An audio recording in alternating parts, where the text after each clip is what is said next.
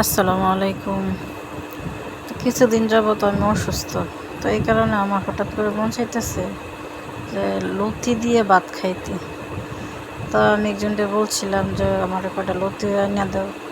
তো লতি আইনা দিছে, তারপর আমি লতিটি কেটে ধুয়ে পরিষ্কার করে তারপর আমি এখানে রান্না করতে নিলাম।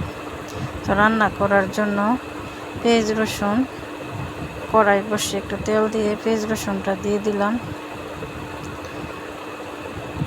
তাই পেঁয়াজ রসুনটা একটু ভাজা হয়ে গেলে তারপর আমি মশলাটা দিয়ে দিব।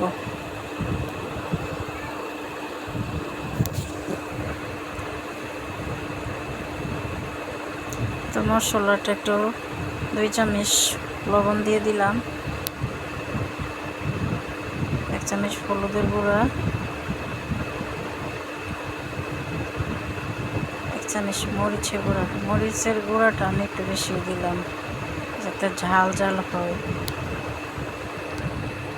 তো একটু পানি দিয়ে দিলাম, দিয়ে কষাই নিব মশলাটা। তো এখন শুটকিটাও দিয়ে দিতেছি। এই লতিটা কিন্তু আমি শুটকি দিয়ে রান্না করব আজকে।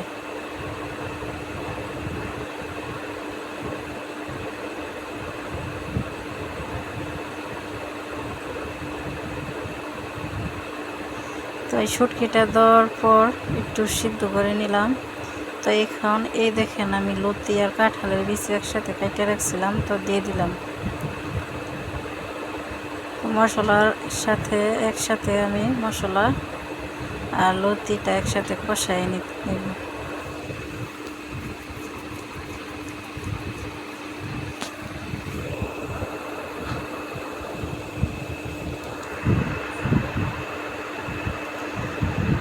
তো এখন আমি একটু পানি দিয়ে দিব যাতে একটু সিদ্ধ হয়।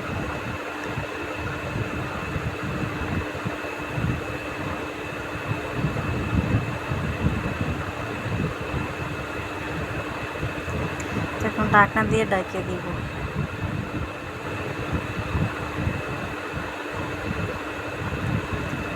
দেখেন কত সুন্দর কালার আসছে।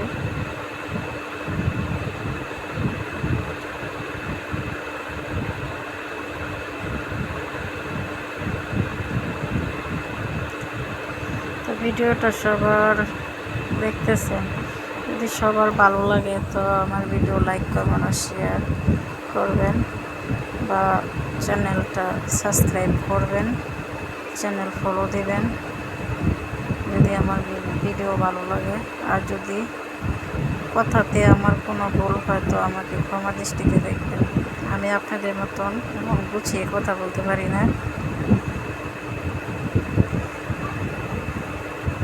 তাই যে দেখেন রান্না করা প্রায় শেষ হয়ে গেছে। তো রান্না করা শেষ হয়ে গেছে, দেখেন তরকারিটা কত সুন্দর হয়েছে। তো এই লতি দিয়ে ভাত খেয়ে দেখেন। আসসালামু আলাইকুম, ধন্যবাদ।